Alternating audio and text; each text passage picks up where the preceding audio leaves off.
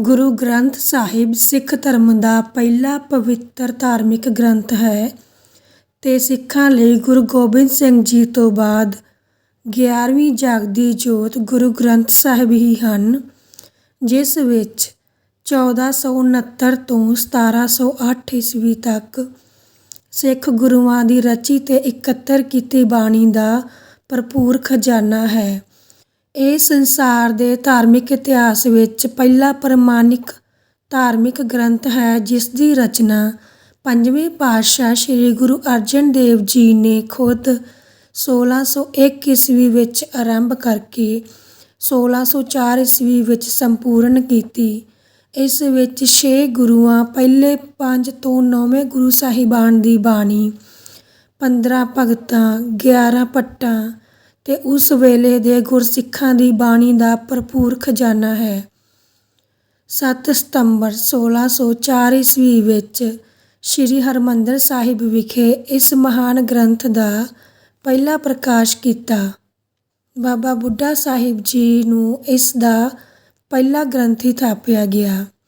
ਗੁਰੂ ਗ੍ਰੰਥ ਸਾਹਿਬ ਜੀ ਦੀ ਸੰਪਾਦਨਾ ਦੇ ਪਿੱਛੇ ਸ੍ਰੀ ਗੁਰੂ ਅਰਜਨ ਦੇਵ ਜੀ ਤੇ ਪਹਿਲੇ 4 ਗੁਰੂ ਸਾਹਿਬਾਨਾਂ ਦੀ ਬਾਣੀ ਦੀ ਸਾਂਭ ਸੰਭਾਲ ਕਰਨਾ ਕਈ ਵਰ੍ਹਿਆਂ ਦੀ ਘਾਲਣਾ ਸੀ। ਜਨਮ ਸਾਖੀਆਂ ਤੇ ਭਾਈ ਗੁਰਦਾਸ ਜੀ ਦੀ ਬਾਣੀ ਤੋਂ ਇਹ ਸੰਕੇਤ ਮਿਲਦਾ ਹੈ ਕਿ ਗੁਰੂ ਨਾਨਕ ਸਾਹਿਬ ਹਰ ਵਕਤ ਆਪਣੇ ਨਾਲ ਇੱਕ ਪੋਥੀ ਰੱਖਦੇ ਸਨ, ਜੋ ਉਹਨਾਂ ਆਪਣੇ ਰੱਬੀ ਕਲਾਮ ਤੇ ਹੋਰ ਸੂਫੀ ਸੰਤਾਂ ਭਗਤਾਂ ਦੀ ਬਾਣੀ ਦਾ ਸੰਗ੍ਰਹਿ ਹੋ ਸਕਦਾ ਹੈ। ਗੁਰੂ ਪਰੰਪਰਾ ਅਨੁਸਾਰ ਹਰ ਗੁਰੂ ਨੇ ਗੁਰਗੱਦੀ ਦੇਣ ਸਮੇਂ ਇਹ ਪੋਥੀ ਆਪਣੇ ਉੱਤਰਾਧਿਕਾਰੀ ਨੂੰ ਗੁਰਗੱਦੀ ਦੇ ਨਾਲ ਹੀ ਦਿੱਤੀ। ਬਾਣੀ ਨੂੰ ਇਕੱਤਰ ਕਰਨ ਦਾ ਪ੍ਰਵਾਹ ਪੰਚਮ ਪਾਤਸ਼ਾਹ ਤੱਕ ਨਿਰੰਤਰ ਚੱਲਦਾ ਰਿਹਾ।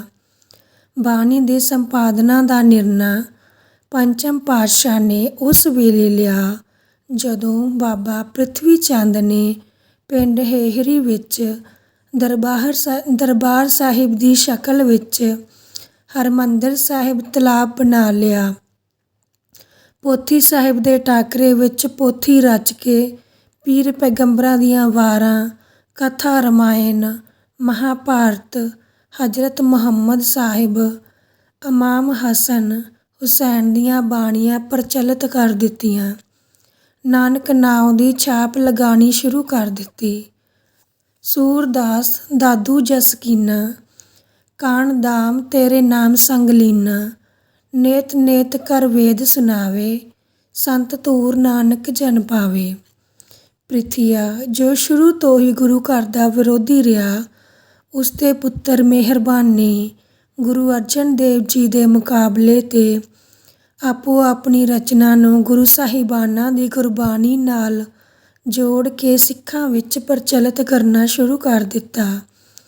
ਗੁਰੂ ਨਾਨਕ ਸਾਹਿਬ ਤੋਂ ਬਾਅਦ ਗੁਰੂ ਸਾਹਿਬਾਨ ਨੇ ਆਪਣਾ ਨਾਂ ਦੇਣ ਦੀ ਬਜਾਏ ਆਖਰ ਵਿੱਚ ਨਾਨਕ ਲਾਇਆ, ਜਿਸ ਦਾ ਫਾਇਦਾ ਉਠਾ ਕੇ ਪ੍ਰਿਥੀਏ ਨੇ ਬਾਣੀ ਨੂੰ ਖੰਡਨ ਕਰਨ ਦੀ ਕੋਸ਼ਿਸ਼ ਕੀਤੀ। ਹੋਰ ਵੀ ਕਈ ਭੇਖੀ ਜੋ ਸਿੱਖੀ ਦੇ ਵਿਰੋਧੀ ਸਨ, ਸਿੱਖੀ ਦੇ ਉਪਦੇਸ਼, ਅਸੂਲਾਂ, ਸਿਧਾਂਤਾਂ, ਨਿਸ਼ਚਿਆਂ ਦੇ ਆਦਰਸ਼ਾਂ ਵਿੱਚ ਹੇਰ-ਫੇਰ ਕਰਦੇ ਸਨ, ਜੋ ਗੁਰੂ ਸਾਹਿਬ ਨੇ ਇੱਥੇ ਹੀ ਇਸ 'ਤੇ ਰੋਕ ਲਾਉਣ ਲਈ ਗੁਰਬਾਣੀ ਨੂੰ ਸ਼ੁੱਧ ਤੇ ਆਪਣਾ ਅਸਲੀ ਰੂਪ ਦੇਣ ਲਈ, ਜਿਸ ਵਿੱਚ ਏਕਤਾ, ਸਾਂਝੀਵਾਲਤਾ, ਊਚ ਨੀਚ, ਜਾਤ ਪਾਤ ਤੇ ਹੋਰ ਫਿਰਕਿਆਂ ਦਾ ਭੇਦਭਾਵ ਨਾ ਹੋਵੇ, ਚਾਰੋਂ ਗੁਰੂ ਸਾਹਿਬਾਨਾਂ, ਉਹਨਾਂ ਦੀ ਆਪਣੀ ਬਾਣੀ ਤੇ ਹੋਰ ਭਗਤਾਂ ਦੀ ਬਾਣੀ ਨੂੰ ਲਿਖਤੀ ਰੂਪ ਦੇ ਕੇ ਇੱਕ ਗ੍ਰੰਥ ਸਾਹਿਬ ਦੀ ਸਥਾਪਨਾ ਕਰਨ ਦਾ ਫੈਸਲਾ ਕਰ ਲਿਆ। ਬਾਣੀ ਨੂੰ ਇਕੱਤਰ ਕਰਨ ਦੇ ਮੁੱਖ ਸਰੋਤ ਬਾਬਾ ਮੋਹਰੀ ਜੀ ਦੇ ਪੁੱਤਰ ਸੰਗਰਾਮ, ਬਾਬਾ ਸੁੰਦਰ ਜੀ ਤੇ ਗੁਰੂ ਘਰ ਦੇ ਸਮਕਾਲੀ ਰਾਗੀ, ਰਬਾਬੀ ਤੇ ਉਸ ਵੇਲੇ ਦੇ ਭੱਟ, ਭਗਤ, ਸੰਤ, ਸੂਫੀ ਤੇ ਫਕੀਰ ਸਨ। ਪਹਿਲੇ 4 ਗੁਰੂ ਸਾਹਿਬਾਨਾਂ ਦੀ ਬਾਣੀ ਨੂੰ ਇਕੱਠਾ ਕੀਤਾ, ਫਿਰ ਆਪਣੀ ਬਾਣੀ, ਫਿਰ ਸੰਤਾਂ, ਭਗਤਾਂ, ਸਿੱਖਾਂ ਤੇ ਭੱਟਾਂ ਦੀ ਬਾਣੀ ਨੂੰ ਵੀ ਗੁਰੂ ਸਾਹਿਬਾਨਾਂ ਦੀ ਬਾਣੀ ਦੇ ਬਰਾਬਰ ਥਾਂ ਦਿੱਤੀ। ਉਹ ਬਾਣੀ ਜੋ ਗੁਰੂ ਸਾਹਿਬ ਦੀ ਕਸੌਟੀ 'ਤੇ ਖਰੀ ਉਤਰਦੀ ਹੋਵੇ, ਦਰਜ ਕਰਨ ਲੱਗਿਆਂ ਕਿਸੇ ਭਗਤ ਦੀ ਕੋਈ ਜਾਤ ਪਾਤ, ਅਮੀਰੀ ਗਰੀਬੀ, ਊਚ ਨੀਚ, ਕਿੱਤਾ, ਇਲਾਕਾ, ਹੱਦ ਸਰਹੱਦ ਨੂੰ ਆਧਾਰ ਨਹੀਂ ਬਣਾਇਆ ਗਿਆ। ਕੇਵਲ ਤੇ ਕੇਵਲ ਸਾਂਝੀਵਾਲਤਾ ਤੇ ਆਦਰਸ਼ਾਂ ਨੂੰ ਮੁੱਖ ਰੱਖ ਕੇ ਅਕਾਲ ਪੁਰਖ 'ਤੇ ਵਿਸ਼ਵਾਸ ਰੱਖਣਾ ਮੰਨਿਆ ਗਿਆ। ਸ੍ਰੀ ਗੁਰੂ ਗ੍ਰੰਥ ਸਾਹਿਬ ਵਿੱਚ ਦਰਜ ਬਾਬਾ ਫਰੀਦ, ਭਗਤ ਰਵਿਦਾਸ, ਧੰਨਾ ਜੱਟ, ਕਬੀਰ, ਸੈਨ, ਭਗਤ ਨਾਮਦੇਵ, ਸੂਰਦਾਸ ਆਦਿ ਭਾਰਤ ਦੇ ਵੱਖ-ਵੱਖ ਭਾਗਾਂ, ਜਾਤਾਂ, ਧਰਮਾਂ ਦੇ ਸਨ, ਜਿਨ੍ਹਾਂ ਦੀਆਂ ਰਚਨਾਵਾਂ ਦੇ ਵੱਖ-ਵੱਖ ਫੁੱਲਾਂ ਨਾਲ ਗੁੰਦਿਆ ਗੁਲਦਸਤਾ ਹੈ, ਜਿਸ ਵਿੱਚੋਂ ਇੱਕੋ ਇੱਕ ਅਕਾਲ ਪੁਰਖ ਪਰਮਾਤਮਾ ਦੀ ਮਹਿਕ ਆਉਂਦੀ ਹੈ, ਜੋ ਮਨੁੱਖ ਨੂੰ ਰੂਹਾਨੀ ਸਰੂਰ ਵਿੱਚ ਰੰਗ ਦਿੰਦੀ ਹੈ। ਸਭ ਭਗਤਾਂ ਨੂੰ ਗੁਰੂ ਸਾਹਿਬਾਨ ਨੇ ਬਰਾਬਰ ਸਨਮਾਨ ਦਿੱਤਾ। ਵੱਖਰੇਪਣ ਦੀ ਕੋਈ ਭਾਵਨਾ ਨਹੀਂ। ਨੀਚ ਕਹਿ ਕੇ ਦੁਰਕਾਰੇ ਲੋਕਾਂ ਦੀ ਭਾਸ਼ਾ ਨੂੰ ਪੂਰਾ ਮਾਣ ਸਤਿਕਾਰ ਦਿੱਤਾ ਗਿਆ, ਜੋ ਗੁਰੂ ਸਾਹਿਬਾਨਾਂ ਨਾਲ ਤੇ ਹੋਰ ਬਾਣੀ ਦੇ ਰਚਨਕਾਰਾਂ ਨਾਲ ਬਰਾਬਰ ਖਲੋਤੇ ਸਨ। ਇਨ੍ਹਾਂ ਭਗਤਾਂ ਵਿੱਚ ਕੋਈ ਹਿੰਦੂ, ਕੋਈ ਮੁਸਲਮਾਨ, ਕਿਸੇ ਦੀ ਬੋਲੀ ਬ੍ਰਿਜ ਹੈ ਤੇ ਕਿਸੇ ਦੀ ਬੋਲੀ ਸੰਸਕ੍ਰਿਤ ਦਾ ਅਸਰ ਹੈ, ਕਿਸੇ ਵਿੱਚ ਫਾਰਸੀ ਦਾ ਪ੍ਰਭਾਵ ਝਲਕਦਾ ਹੈ। ਇਹੀ ਕਾਰਨ ਹੈ ਕਿ ਗੁਰੂ ਗ੍ਰੰਥ ਸਾਹਿਬ ਵਿੱਚ ਸ਼ਾਮਲ ਬਾਣੀ ਦੇਸ਼ ਦੇ ਵੱਖ-ਵੱਖ ਭਾਗਾਂ ਵਿੱਚ ਪ੍ਰਚਲਿਤ ਬੋਲੀਆਂ, ਉਪ ਬੋਲੀਆਂ ਜਿਵੇਂ ਲਹਿੰਦੀ ਪੰਜਾਬੀ, ਬ੍ਰਿਜ ਭਾਸ਼ਾ, ਖੜੀ ਬੋਲੀ, ਸੰਸਕ੍ਰਿਤ ਅਤੇ ਫਾਰਸੀ ਦਾ ਸੰਗ੍ਰਹਿ ਹੈ। ਗੁਰੂ ਗ੍ਰੰਥ ਸਾਹਿਬ ਕੇਵਲ ਤੁਰਕੀ ਬਾਣੀ, ਅਕਾਲ ਪੁਰਖ ਦੀ ਬਾਣੀ ਦੇ ਨਾਲ-ਨਾਲ ਸੂਫੀ ਸੰਤਾਂ, ਭਗਤਾਂ ਤੇ ਭੱਟਾਂ ਦੇ ਹਿਰਦਿਆਂ ਵਿੱਚੋਂ ਨਿਕਲਿਆ ਉਸ ਅਕਾਲ ਪੁਰਖ ਲਈ ਪਿਆਰ ਤੇ ਸ਼ਰਧਾ ਦਾ ਪ੍ਰਗਟਾਵਾ ਹੈ। ਇਸ ਮਹਾਨ ਕਾਰਜ ਲਈ ਗੁਰੂ ਸਾਹਿਬ ਨੇ ਉਚੇਚਾ ਇਕਾਂਤ ਵਿੱਚ ਥਾਂ, ਜਿੱਥੇ ਜੰਡ, ਬੋੜ, ਅੰਜੀਰ ਤੇ ਪਿੱਪਲ ਦੇ ਦਰਖਤ ਦੀ ਛਾਂ ਤੇ ਹਰਿਆਵਲੀ ਸੀ, ਜਿੱਥੇ ਰਾਮਸਰ ਸਰੋਵਰ ਦੀ ਖੁਦਾਈ ਕਰਵਾਈ ਸੀ, ਉਸ ਦੇ ਕੰਢੇ 'ਤੇ ਸੰਮਤ 1603 ਈਸਵੀ ਵਿੱਚ ਭਾਈ ਗੁਰਦਾਸ ਜੀ ਤੇ ਕੁਝ ਹੋਰ ਸਿੱਖਾਂ ਦੀ ਮਦਦ ਨਾਲ ਲਿਖਾਈ ਆਰੰਭ ਕੀਤੀ। ਬਾਬਾ ਬੁੱਢਾ ਸਾਹਿਬ ਨੂੰ ਅੰਮ੍ਰਿਤਸਰ ਟਿਕਾਣਾ ਕਰਨ ਲਈ ਕਿਹਾ ਤਾਂ ਕਿ ਆਈਆਂ ਸੰਗਤਾਂ ਨੂੰ ਉਪਦੇਸ਼ ਦਿੰਦੇ ਰਹਿਣ। ਭਾਈ ਬੰਨੇ ਤੇ ਕੁਝ ਹੋਰ ਸਿੱਖਾਂ ਤੋਂ ਇਸ ਬੀੜ ਦੇ ਕਈ ਹੋਰ ਉਤਾਰੇ ਤਿਆਰ ਕਰਵਾਏ ਤਾਂ ਕਿ ਦੂਰ ਦੁਰਾਡੇ ਬੈਠੀਆਂ ਸੰਗਤਾਂ ਵੀ ਇਸ ਦਾ ਰਸ ਮਾਣ ਸਕਣ। ਜਿਲਦ ਦੀ ਸੇਵਾ ਲਈ ਭਾਈ ਬੰਨੇ ਨੂੰ ਲਾਹੌਰ ਭੇਜਿਆ। ਆਦਿ ਗ੍ਰੰਥ ਸਾਹਿਬ ਨੂੰ 4 ਹਿੱਸਿਆਂ ਵਿੱਚ ਵੰਡਿਆ। ਪਹਿਲਾ ਪ੍ਰਸਤਾਵਨਾ, ਫਿਰ ਰਾਗਾਂ ਵਿੱਚ ਬਾਣੀ, ਰਾਗਾਂ ਤੋਂ ਬਾਹਰ ਸਲੋਕ, ਸਹਿਸਕ੍ਰਿਤੀ, ਗਾਥਾ, ਫੁਨੇ ਚੌਬੋਲੇ, ਸਵਈਏ ਅਤੇ ਆਖਰ ਵਿੱਚ ਸਲੋਕ ਵਾਰਾਂ 'ਤੇ ਵਧੀਕ ਲਿਖ ਕੇ ਮੁਦਾਵਣੀ ਦੀ ਮੋਹਰ ਲਗਾ ਦਿੱਤੀ। ਸ਼ੁਰੂਆਤ ਗੁਰੂ ਨਾਨਕ ਸਾਹਿਬ ਦੀ ਬਾਣੀ ਜਪਜੀ ਸਾਹਿਬ ਤੋਂ ਕੀਤੀ, ਜੋ ਕਿ ਉਹਨਾਂ ਨੇ ਆਪਣੀ ਹੱਥੀਂ ਲਿਖੀ। ਪਹਿਲੇ 4 ਗੁਰੂ ਸਾਹਿਬਾਨਾਂ ਦੇ ਸ਼ਬਦ, ਫਿਰ ਆਪਣੀ ਬਾਣੀ ਸਿਰਲੇਖ ਵਿੱਚ ਨਾ ਸਿਰਫ ਗੁਰੂ ਨਾਨਕ ਸਾਹਿਬ ਦਾ ਲਿਖਿਆ। ਉਸ ਤੋਂ ਬਾਅਦ ਗੁਰੂ ਸਾਹਿਬਾਨਾਂ ਦੀ ਸਾਰੀ ਬਾਣੀ ਤਰਤੀਬ ਨਾਲ ਛੰਦ, ਅਸ਼ਟਪਦੀਆਂ ਤੇ ਲੰਮੀਆਂ ਬਾਣੀਆਂ ਲਿਖੀਆਂ। ਫਿਰ ਭਗਤਾਂ, ਸਿੱਖਾਂ ਤੇ ਭੱਟਾਂ ਦੀਆਂ ਬਾਣੀਆਂ ਦਰਜ ਕੀਤੀਆਂ। ਗੁਰੂ ਗ੍ਰੰਥ ਸਾਹਿਬ ਦੇ 31 ਰਾਗਾਂ ਵਿੱਚੋਂ 22 ਰਾਗਾਂ ਵਿੱਚ ਭਗਤਾਂ ਦੀ ਬਾਣੀ ਹੈ। ਭਗਤਾਂ ਦੇ ਸਾਰੇ ਸ਼ਬਦ 349 ਹਨ ਅਤੇ ਭਗਤ ਬਾਣੀ ਵਿੱਚ 3 ਸ਼ਬਦ ਗੁਰੂ ਅਰਜਨ ਸਾਹਿਬ ਦੇਵ ਜੀ ਦੇ ਵੀ ਹਨ। 4 ਸਿੱਖਾਂ ਦੀ ਬਾਣੀ ਬਾਬਾ ਸੁੰਦਰ ਜੀ, ਸੱਤਾ ਬਲਵੰਡ, ਭਾਈ ਮਰਦਾਨਾ। ਸਭ ਤੋਂ ਵੱਧ ਗੁਰੂ ਅਰਜਨ ਦੇਵ ਜੀ ਦੀ ਬਾਣੀ ਹੈ। 5894 ਸਲੋਕਾਂ ਵਿੱਚੋਂ 2216 ਸਲੋਕ ਗੁਰੂ ਅਰਜਨ ਦੇਵ ਜੀ ਦੇ ਹਨ। ਗੁਰੂ ਅਰਜਨ ਸਾਹਿਬ ਵਕਤ ਇਹ ਸਲੋਕ 5762 ਸਨ। ਬਾਅਦ ਵਿੱਚ ਗੁਰੂ ਤੇਗ ਬਹਾਦਰ ਸਾਹਿਬ ਦੀ ਬਾਣੀ ਦਰਜ ਕੀਤੀ ਗਈ। ਬੋਲੀ ਸੁਗਮ ਤੇ ਸਰਲ ਰੱਖੀ ਤਾਂ ਕਿ ਹਰ ਕੋਈ ਇਸ ਨੂੰ ਪੜ੍ਹ ਕੇ ਵਿਚਾਰ ਸਕੇ। ਇਹੋ ਸੰਸਾਰ ਨੂੰ ਵਿਲਾਸੀ ਤੇ ਨਿਰਾਸੀ ਜੀਵਨ ਤੋਂ ਹਟਾ ਕੇ ਸਿੱਧੇ ਰਸਤੇ ਪਾਉਣ ਤੇ ਸੰਗਤ ਨੂੰ ਸ਼ਬਦ ਨਾਲ ਜੋੜਨ ਦਾ ਇੱਕੋ ਇੱਕ ਤਰੀਕਾ ਸੀ। ਇਹ ਇੱਕ ਐਸਾ ਗ੍ਰੰਥ ਹੈ ਜਿਸ ਵਿੱਚ ਸਿਆਸੀ, ਆਰਥਿਕ, ਸਮਾਜਿਕ ਧਾਰਮਿਕ, ਪਰਮਾਰਥਿਕ, ਵਿਦਿਅਕ ਤੇ ਹਰ ਇਨਸਾਨੀ ਮਸਲੇ ਦਾ ਹੱਲ ਹੈ। ਇਹ ਸਾਰਾ ਕਾਰਜ ਅਗਸਤ 1604 ਈਸਵੀ ਨੂੰ ਸੰਪੂਰਨ ਹੋਇਆ। ਇਸ ਆਦਿ ਹੱਥ ਲਿਖਤ ਦੇ 974 ਪੱਕੇ ਪੱਤਰੇ ਹਨ। 2 ਹਫ਼ਤੇ ਭਾਈ ਬੰਨੇ ਨੂੰ ਜਿਲਦ ਲਈ ਲਾਹੌਰ ਭੇਜਿਆ ਗਿਆ। 7 ਸਤੰਬਰ 1604 ਈਸਵੀ ਦਾ ਦਿਨ ਪ੍ਰਕਾਸ਼ ਲਈ ਮਿਥਿਆ ਗਿਆ। ਸੰਗਤਾਂ ਨੂੰ ਹੁਕਮਨਾਮੇ ਭੇਜੇ ਗਏ। ਨਿਸ਼ਚਿਤ ਦਿਨ ਰਾਮਸਰ ਦੇ ਉਸ ਪਵਿੱਤਰ ਅਸਥਾਨ 'ਤੇ ਸੰਗਤਾਂ ਹੁਮ-ਹੁਮਾ ਕੇ ਪਹੁੰਚੀਆਂ। ਪੋਥੀ ਦੀ ਸੇਵਾ ਸੰਭਾਲ ਦਾ ਕੰਮ ਬਾਬਾ ਬੁੱਢਾ ਜੀ ਨੂੰ ਸੌਂਪਿਆ ਗਿਆ, ਜੋ ਹਰ ਤਰ੍ਹਾਂ ਤੋਂ ਕਾਬਲ ਤੇ ਪ੍ਰੇਮ ਪਿਆਰ ਨਾਲ ਇਸ ਅਮੋਲਕ ਖਜ਼ਾਨੇ ਦੀ ਸੰਭਾਲ ਕਰਨ ਵਾਲੇ ਸੀ। ਉਹ ਗੁਰੂ ਘਰ ਦਾ ਹਿੱਸਾ ਸਨ। ਪਹਿਲੇ 4 ਗੁਰੂਆਂ ਦੇ ਦਰਸ਼ਨ ਤਾਂ ਕੀਤੇ ਹੀ ਸਨ, ਨਾਲ ਹੀ ਨਾਲ ਗੁਰੂ ਘਰ ਦੀਆਂ ਅਨੇਕ ਸਮੱਸਿਆਵਾਂ ਨੂੰ ਉਹਨਾਂ ਨੇ ਬੁੱਧੀ ਤੇ ਬਲ ਨਾਲ ਨਿਪਟਾਇਆ ਸੀ।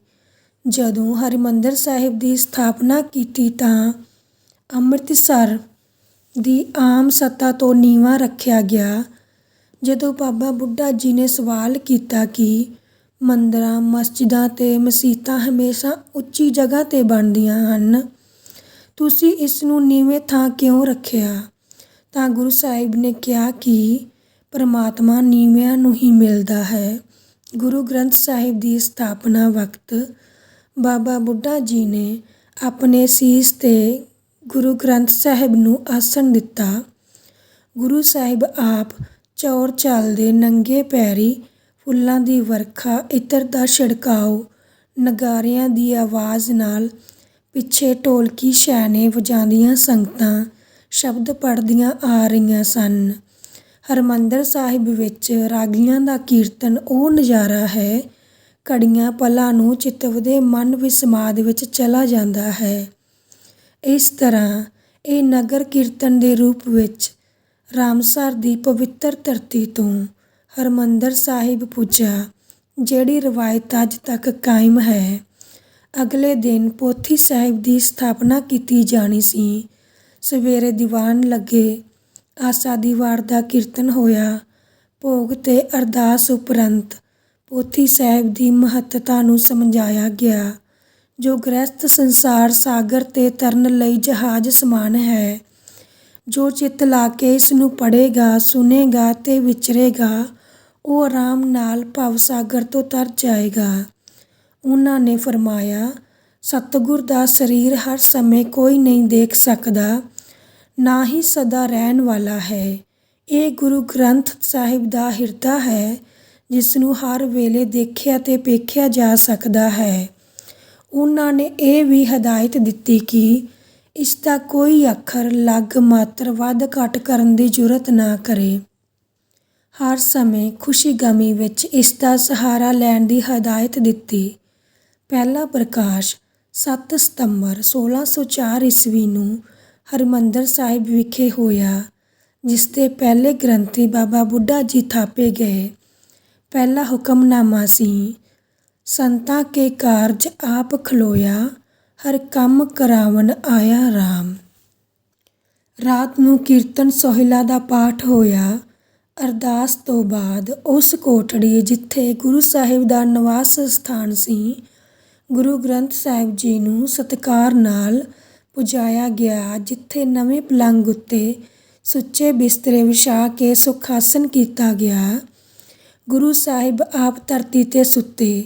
ਇਸ ਤੋਂ ਪਤਾ ਲੱਗਦਾ ਹੈ ਕਿ ਗੁਰੂ ਸਾਹਿਬ ਦੇ ਹਿਰਦੇ ਅੰਦਰ ਬਾਣੀ ਦਾ ਕਿਤਨਾ ਨਿਰਮਲ ਭੈ ਤੇ ਉੱਚਾ ਸਤਿਕਾਰ ਸੀ। ਗੁਰੂ ਘਰ ਦੇ ਵਿਰੋਧੀਆਂ ਕੋਲੋਂ ਇਹ ਸਭ ਬਰਦਾਸ਼ਤ ਨਹੀਂ ਹੋਇਆ। ਉਹਨਾਂ ਨੇ ਅਕਬਰ ਨੂੰ ਸ਼ਿਕਾਇਤ ਕੀਤੀ। ਇਹਨਾਂ ਵਿੱਚ ਉਹ ਲੋਕ ਵੀ ਸ਼ਾਮਲ ਸਨ, ਜਿਨ੍ਹਾਂ ਦੀ ਬਾਣੀ ਨੂੰ ਗੁਰੂ ਗ੍ਰੰਥ ਸਾਹਿਬ ਵਿੱਚ ਥਾਂ ਨਹੀਂ ਦਿੱਤੀ ਗਈ, ਜਿਵੇਂ ਕਿ ਕਾਨਾ, ਪੀਲੂ, ਛੰਜੂ ਤੇ ਹਸਨ। ਉਹਨਾਂ ਨੇ ਅਕਬਰ ਨੂੰ ਕਿਹਾ ਕਿ ਗੁਰੂ ਅਰਜਨ ਦੇਵ ਜੀ ਨੇ ਇੱਕ ਗ੍ਰੰਥ ਦੀ ਸਥਾਪਨਾ ਕੀਤੀ ਹੈ, ਜਿਸ ਵਿੱਚ ਮੁਸਲਮਾਨ ਪੀਰ ਪੈਗੰਬਰਾਂ, ਆਗੂਆਂ, ਹਿੰਦੂ ਅਵਤਾਰਾਂ ਤੇ ਦੇਵੀ ਦੇਵਤਿਆਂ ਦੀ ਨਿੰਦਾ ਕੀਤੀ ਗਈ ਹੈ। 1605 ਦੇ ਆਰੰਭ ਵਿੱਚ ਅਕਬਰ ਬਟਾਲਾ ਆਇਆ। ਅਕਬਰ ਗੁਰੂ ਸਾਹਿਬ ਪ੍ਰਤੀ ਅਕੀਦਤ ਦਾ ਭਾਵ ਰੱਖਦਾ ਸੀ। ਉਸਨੇ ਸਾਜੀ ਬੀੜ ਦੇ ਦਰਸ਼ਨ ਕਰਨ ਦੀ ਇੱਛਾ ਪ੍ਰਗਟ ਕੀਤੀ। ਬਾਬਾ ਬੁੱਢਾ ਤੇ ਭਾਈ ਗੁਰਦਾਸ ਜੀ ਬੜੇ ਆਦਰ ਸਾਹਿਤ ਬੀੜ ਅਕਬਰ ਦੇ ਦਰਬਾਰ ਵਿੱਚ ਲੈ ਕੇ ਗਏ। ਅਕਬਰ ਨੇ ਕੁਝ ਸ਼ਬਦ ਸੁਣਾਉਣ ਲਈ ਕਿਹਾ। ਅੱਲੇ ਅਗਮ ਖੁਦਾਏ ਬੰਦੇ ਛੋੜ ਖਿਆਲ ਦੁਨੀਆ ਕੇ ਧੰਦੇ ਹੋਏ ਪਏ ਖਾਕ ਫਕੀਰ ਮੁਸਾਫਿਰ ਇਹ ਦਰਵੇਸ਼ ਕਬੂਲ ਦਰਾ। ਵਿਰੋਧੀਆਂ ਨੇ ਅਕਬਰ ਨੂੰ ਆਪਣੀ ਦਸੀ ਥਾਂ ਤੋਂ ਵਾਕ ਸੁਣਾਉਣ ਲਈ ਕਿਹਾ। ਅਵਲ ਅੱਲਾ ਨੂਰ ਉਪਾਇਆ ਕੁਦਰਤ ਕੇ ਸਭ ਬੰਦੇ ਏਕ ਨੂਰ ਤੋਂ ਸਭ ਜਗ ਉਪਜਿਆ ਕੌਣ ਭਲੇ ਕੋ ਮੰਦੇ। ਇੱਕ ਹੋਰ ਸਫਾ ਫੋਲਿਆ।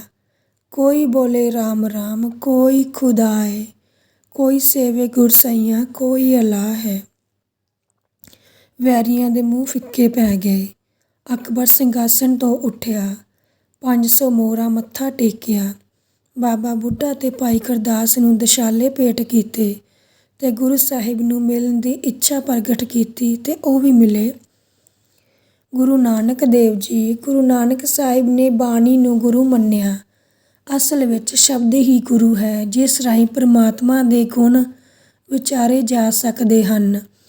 ਸਿੱਧਾਂ ਜੋਗੀਆਂ ਸੰਨਿਆਸੀਆਂ ਨੇ ਵੀ ਗੁਰੂ ਨਾਨਕ ਸਾਹਿਬ ਦੇ ਇਸ ਸਿਧਾਂਤ ਨੂੰ ਪ੍ਰਵਾਨ ਕੀਤਾ। ਸ਼ਬਦ ਦੀ ਮਹੱਤਤਾ ਨੂੰ ਸਦੀਵ ਕਾਲ ਬਣਾਈ ਰੱਖਣ ਲਈ ਜੋਤੀ ਜੋਤ ਸਮਾਉਣ ਤੋਂ ਪਹਿਲਾਂ ਆਪਣੀ ਉਚਾਰੀ ਬਾਣੀ ਤੇ ਭਗਤਾਂ ਦੀਆਂ ਉਦਾਸੀਆਂ ਸਮੇਂ ਇਕੱਤਰ ਕੀਤੀ ਬਾਣੀ ਗੁਰੂ ਅੰਗਦ ਦੇਵ ਜੀ ਦੇ ਹਵਾਲੇ ਕਰ ਦਿੱਤੀ। ਤਿਤ ਮਹਿਲ ਜੋ ਸ਼ਬਦ ਹੋਆ ਸੋ ਪੋਥੀ ਗੁਰੂ ਅੰਗਦ ਜੋਗ ਮਿਲੇ। ਪੰਜਵੇਂ ਸ਼੍ਰੀ ਗੁਰੂ ਅਰਜਨ ਦੇਵ ਜੀ ਨੇ ਇਸ ਦਾ ਸੰਕਲਨ ਕਰਕੇ ਇਸ ਨੂੰ ਮਹਾਨ ਤੇ ਸਤਿਕਾਰ ਥਾਂ ਦਿੱਤੀ। ਬਾਣੀ ਨੂੰ ਹਰਿਮੰਦਰ ਸਾਹਿਬ ਵਿੱਚ ਸਥਾਪਨਾ ਕਰਕੇ ਮਨੁੱਖਤਾ ਨੂੰ ਗੁਰਬਾਣੀ ਤੇ ਸੰਗੀਤ ਦੇ ਸੁਮੇਲ ਰਾਹੀਂ ਆਤਮਿਕ ਸ਼ਾਂਤੀ ਦਾ ਤੋਹਫਾ ਪ੍ਰਦਾਨ ਕੀਤਾ। ਜਿੱਥੇ ਦਿਨ ਰਾਤ ਕੀਰਤਨ ਤੇ ਸੰਗਤ ਦੀਆਂ ਮਨੋਹਰ ਧੁਨਾਂ ਗੂੰਜਦੀਆਂ, ਸਰੋਵਰ ਤੋਂ ਉੱਠਦੀਆਂ ਠੰਡੀਆਂ ਹਵਾਵਾਂ ਜਿਸ ਨਾਲ ਅੰਦਰ ਬੈਠੀਆਂ ਸੰਗਤਾਂ ਦਾ ਤਨ ਮਨ ਠੰਡਾ ਹੁੰਦਾ, ਵਿਚਕਾਰ ਇੱਕ ਮੰਜ਼ਲ ਤੇ ਚਾਰੇ ਤਰਫ ਦੇ ਮੰਜ਼ਲਾਂ, ਗਰਮੀ ਸਰਦੀ ਦੋਨੋਂ ਦੇ ਅਨੁਕੂਲ ਹੋਣਾ, ਸੰਗਤ ਤੇ ਸੰਗੀਤ ਦੇ ਸੁਮੇਲ ਵਿੱਚ 24 ਘੰਟੇ ਕੀਰਤਨ ਜੋ ਗੁਰੂ ਸਾਹਿਬ ਖੁਦ ਸਰੰਦੇ ਵਜਾ ਕੇ ਕਰਦੇ, ਸੰਗਤ ਨੂੰ ਸਿਖਾਉਂਦੇ ਤੇ ਉਤਸ਼ਾਹਿਤ ਕਰਦੇ। ਭਾਵੇਂ ਇਸ ਵਕਤ ਤੱਕ ਗੁਰੂ ਗ੍ਰੰਥ ਸਾਹਿਬ ਜੀ ਨੂੰ ਗੁਰਗੱਦੀ ਨਹੀਂ ਸੀ ਮਿਲੀ, ਪਰ ਬਾਣੀ ਨੂੰ ਗੁਰੂ ਮੰਨਣ ਤੇ ਸਮਝਣ ਦੀ ਗੱਲ ਤਾਂ ਸਿੱਖ ਧਰਮ ਵਿੱਚ ਆਰੰਭ ਕਾਲ ਤੋਂ ਹੀ ਸੀ। 1708 ਈਸਵੀ ਵਿੱਚ ਗੁਰੂ ਗੋਬਿੰਦ ਸਿੰਘ ਜੀ ਨੇ ਦਮਦਮਾ ਸਾਹਿਬ ਵਿਖੇ ਭਾਈ ਮਨੀ ਜੀ ਸਾਹਿਬ ਪਾਸੋਂ ਇਸ 9ਵੇਂ ਗੁਰੂ ਤੇਗ ਬਹਾਦਰ ਜੀ ਦੇ 59 ਸ਼ਬਦ ਤੇ 57 ਸ਼ਲੋਕ ਦਰਜ ਕਰਵਾਏ ਤੇ ਇਸ ਤੇ ਸੰਪੂਰਨਤਾ ਦੀ ਮੋਹਰ ਲਗਵਾਈ ਤੇ ਇਸ ਨੂੰ ਦਮਦਮੇ ਬੀੜ ਕਿਹਾ ਜਾਣ ਲੱਗਾ। 1 ਅਕਤੂਬਰ 1708 ਈਸਵੀ ਵਿੱਚ ਆਪਣੇ ਸੱਚਖੰਡ ਦੀ ਵਾਪਸੀ ਦੇ ਸਮੇਂ ਨੰਦੇੜ ਵਿਖੇ ਦੇਹਧਾਰੀ ਗੁਰੂ ਦੀ ਹਮੇਸ਼ਾ ਲਈ ਸਮਾਪਤੀ ਕਰਕੇ 11ਵਾਂ ਸਥਾਨ ਗੁਰੂ ਗ੍ਰੰਥ ਸਾਹਿਬ ਨੂੰ ਦੇ ਦਿੱਤਾ। ਗੁਰੂ ਪਾਤਸ਼ਾਹ ਵੱਲੋਂ ਹੁਕਮ ਅਨੁਸਾਰ ਸ੍ਰੀ ਗੁਰੂ ਗ੍ਰੰਥ ਸਾਹਿਬ ਹੀ ਹਰ ਸਿੱਖ ਲਈ ਸਤਿਗੁਰੂ ਹਨ, ਜਿਨ੍ਹਾਂ ਵਿੱਚੋਂ ਹਰ ਇਨਸਾਨ ਆਪਣੀਆਂ ਮਾਨਸਿਕ, ਆਤਮਿਕ ਤੇ ਅਧਿਆਤਮਿਕ ਸਭ ਲੋੜਾਂ ਨੂੰ ਪੂਰਾ ਕਰ ਸਕਦਾ ਹੈ। ਸਮੁੱਚੀ ਗੁਰਬਾਣੀ ਵਿੱਚ ਮਨੁੱਖਤਾ ਨੂੰ ਇਕਜੁੱਟ ਰਹਿਣ ਦਾ ਸੰਦੇਸ਼ ਹੈ। ਮਾਨਵਤਾ ਨੂੰ ਚੜ੍ਹਦੀ ਕਲਾ, ਸਵੈ ਵਿਸ਼ਵਾਸ, ਸਰਬ ਸਾਂਝੀਵਾਲਤਾ ਅਤੇ ਸਰਬੱਤ ਦੇ ਭਲੇ ਦੀ ਭਾਵਨਾ ਹਿੱਤ ਜਿਉਣ ਦੀ ਜਾਂਚ ਦੱਸੀ ਗਈ ਹੈ। ਸਮੁੱਚੀ ਮਾਨਵਤਾ ਨੂੰ ਇੱਕ ਸਮਾਨ ਸਮਝਣ, ਆਪਸੀ ਵਿਤਕਰਿਆਂ, ਭਿੰਨ ਭੇਦਾਂ ਤੋਂ ਉੱਪਰ ਉੱਠਣ ਦਾ ਵਾਰ-ਵਾਰ ਸੰਦੇਸ਼ ਦਿੱਤਾ ਗਿਆ ਹੈ। ਗੁਰੂ ਸਾਹਿਬ ਨੇ ਆਪਣਾ ਵਕਤ ਨਜ਼ਦੀਕ ਆਉਣਾ ਜਾਣ ਕੇ 5 ਪੈਸੇ ਤੇ ਨਾਰੀਅਲ ਮੰਗਵਾਇਆ। ਆਖਰੀ ਦੀਵਾਨ ਸਜਿਆ, ਗੁਰੂ ਗ੍ਰੰਥ ਸਾਹਿਬ ਜੀ ਦਾ ਪ੍ਰਕਾਸ਼ ਕੀਤਾ। 5 ਪੈਸੇ ਤੇ ਨਾਰੀਅਲ ਅੱਗੇ ਰੱਖ ਕੇ ਮੱਥਾ ਟੇਕਿਆ ਤੇ ਗੁਰਗੱਦੀ ਮਰਿਆਦਾ ਅਨੁਸਾਰ ਗੁਰੂ ਗ੍ਰੰਥ ਸਾਹਿਬ ਨੂੰ ਸੌਂਪ ਦਿੱਤੀ ਤੇ ਸਿੱਖਾਂ ਨੂੰ ਸ਼ਬਦ ਦੇ ਲੜ ਲਗਾ ਕੇ, ਜੋ ਕਿ ਉਹਨਾਂ ਦਾ ਸਿੱਖ ਕੌਮ ਤੇ ਇੱਕ ਬਹੁਤ ਵੱਡਾ ਅਹਿਸਾਨ ਹੈ, ਜੋਤੀ ਜੋਤ ਸਮਾ ਗਏ। ਉੱਥੇ ਉਹਨਾਂ ਨੇ ਇਹ ਸ਼ਬਦ ਉਚਾਰਿਆ ਜਿਸ ਦੀ ਗੂੰਜ ਅੱਜ ਵੀ ਹਰ ਗੁਰਦੁਆਰੇ ਤੇ ਹਰ ਘਰ ਵਿੱਚ ਗੂੰਜਦੀ ਹੈ। आज्ञा पाई अकाल की तभी चलायो पंथ। सब सिखन को हुक्म है गुरु मान्यो ग्रंथ। गुरु ग्रंथ जी मान्यो प्रगट गुरां की देह। जो प्रभ को मिलबो चाहे खोज शब्द में लेह। ਗੁਰੂ ਸਾਹਿਬ ਨੇ ਗੁਰੂ ਨਾਨਕ ਸਾਹਿਬ ਤੋਂ ਪ੍ਰਾਪਤ ਅਧਿਆਤਮਿਕ ਪਰਉਪਕਾਰਾਂ ਲਈ ਉਹਨਾਂ ਦਾ ਧੰਨਵਾਦ ਕਰਦਿਆਂ ਫਾਰਸੀ ਵਿੱਚ ਇਹ ਦੋਹਾ ਉਚਾਰਨ ਕੀਤਾ। ਦੇਗ ਤੇਗ ਫਤਿਹ ਬੇਦ ਰੰਗ ਜਾਫਤ ਅਜ ਨਾਨਕ ਗੁਰ ਗੋਬਿੰਦ। ਸਿੱਖੀ ਨੂੰ ਸ਼ਬਦ ਗੁਰੂ ਨਾਲ ਜੋੜ ਦਿੱਤਾ ਤੇ ਕਿਹਾ ਕਿ ਜੋ ਸਿੱਖ ਨੂੰ ਗੁਰੂ ਦਰਸ਼ਨ ਦੀ ਚਾਹ ਹੋਵੇ ਉਹ ਗੁਰੂ ਗ੍ਰੰਥ ਸਾਹਿਬ ਜੀ ਦੇ ਦਰਸ਼ਨ ਕਰੇ। ਜੋ ਗੁਰੂ ਸਾਹਿਬ ਨਾਲ ਗੱਲਾਂ ਕਰਨਾ ਚਾਹੇ ਉਹ ਸ਼੍ਰੀ ਗੁਰੂ ਗ੍ਰੰਥ ਸਾਹਿਬ ਜੀ ਨੂੰ ਪੜ੍ਹੇ ਸਮਝੇ ਅਤੇ ਵਿਚਾਰੇ। ਹਦਾਇਤ ਦਿੱਤੀ ਕਿ ਅੱਜ ਤੋਂ ਬਾਅਦ ਗੁਰੂ ਗ੍ਰੰਥ ਸਾਹਿਬ ਹੀ ਸਿੱਖਾਂ ਦਾ ਗੁਰੂ ਹੈ। ਕੋਈ ਵੀ ਸਿੱਖ ਗੁਰੂ ਗੋਬਿੰਦ ਸਿੰਘ ਜੀ ਨੂੰ ਗੁਰੂ ਜਾਂ ਪਰਮੇਸ਼ਵਰ ਮੰਨ ਕੇ ਉਹਨਾਂ ਦੀ ਪੂਜਾ ਨਾ ਕਰੇ, ਉਹਨਾਂ ਦਾ ਅੰਗੀਠਾ ਫੋਲਣ ਦੀ ਕੋਸ਼ਿਸ਼ ਨਾ ਕਰੇ, ਸਤਿਕਾਰ ਵਜੋਂ ਉਹਨਾਂ ਦੀ ਯਾਦਗਾਰ ਨਾ ਉਸਾਰੇ ਅਤੇ ਇਹ ਵੀ ਕਿਹਾ ਕਿ ਜੋ ਉਹਨਾਂ ਨੂੰ ਪਰਮੇਸ਼ਰ ਜਾਣ ਕੇ ਉਹਨਾਂ ਦੀ ਪੂਜਾ ਕਰੇਗਾ ਉਹ ਨਰਕ ਨੂੰ ਜਾਏਗਾ। ਗੁਰੂ ਗ੍ਰੰਥ ਸਾਹਿਬ ਸਦੀਵੀ ਗੁਰੂ ਹਨ। ਗੁਰੂ ਗੋਬਿੰਦ ਸਿੰਘ ਸਾਹਿਬ ਜੀ ਦੇ ਜੋਤੀ ਜੋਤ ਸਮਾਉਣ ਤੋਂ ਬਾਅਦ ਸਿੱਖ ਸਮਾਜ ਦੀ ਇਹੀ ਸੋਚ ਅਤੇ ਅਕੀਦਾ ਹੈ। 10ਵੇਂ ਪਾਤਸ਼ਾਹ ਦੇ ਜੋਤੀ ਜੋਤ ਸਮਾਉਣ ਤੋਂ ਬਾਅਦ ਬਾਬਾ ਦੀਪ ਸਿੰਘ ਜੀ ਨੇ ਇਸ ਦੇ ਕਈ ਉਤਾਰੇ ਕਰਵਾਏ ਅਤੇ ਦੂਰ ਦੁਰਾਡੇ ਬੈਠੀਆਂ ਸੰਗਤਾਂ ਵਿੱਚ ਵੰਡੇ।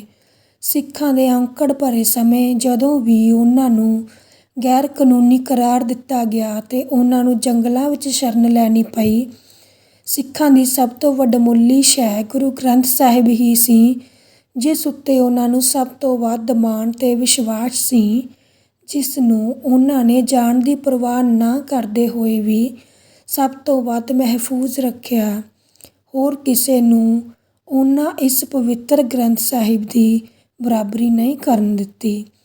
ਮਹਾਰਾਜਾ ਰਣਜੀਤ ਸਿੰਘ ਦੇ ਕਾਲ ਵਿੱਚ ਜਿਸ ਨੇ ਖਾਲਸਾ ਦੇ ਨਾਂ 'ਤੇ ਸੁਤੰਤਰ ਸਾਮਰਾਜ ਕਾਇਮ ਕੀਤਾ, ਸ਼ਖਸੀ ਆਚਾਰ ਵਿਚਾਰ ਅਤੇ ਦਰਬਾਰੀ ਕਾਰ ਵਿਹਾਰ ਵਿੱਚ ਗੁਰੂ ਗ੍ਰੰਥ ਸਾਹਿਬ ਉਦਾਲੇ ਹੀ ਕੇਂਦਰਿਤ ਸੀ। ਸਿੱਖਾਂ ਵਾਸਤੇ ਕੇਵਲ ਗੁਰੂ ਗ੍ਰੰਥ ਸਾਹਿਬ ਹੀ ਇੱਕੋ ਇੱਕ ਧਾਰਮਿਕ ਗ੍ਰੰਥ ਹੈ ਜਿਸ ਨੂੰ ਉਹ ਆਪਣੇ ਪਰਮਾਤਮਾ ਨਾਲ ਮਿਲ ਸਕਦੇ ਹਨ। ਇਸ ਤੋਂ ਇਲਾਵਾ ਮਨੁੱਖ ਦੀ ਸ਼ਕਲ ਵਿੱਚ ਜਾਂ ਚੰਨ ਦੀ ਸ਼ਕਲ ਵਿੱਚ ਹੋਰ ਕੁਝ ਵੀ ਨਹੀਂ। ਵਾਹਿਗੁਰੂ ਜੀ ਕਾ ਖਾਲਸਾ, ਵਾਹਿਗੁਰੂ ਜੀ ਕੀ ਫਤਿਹ।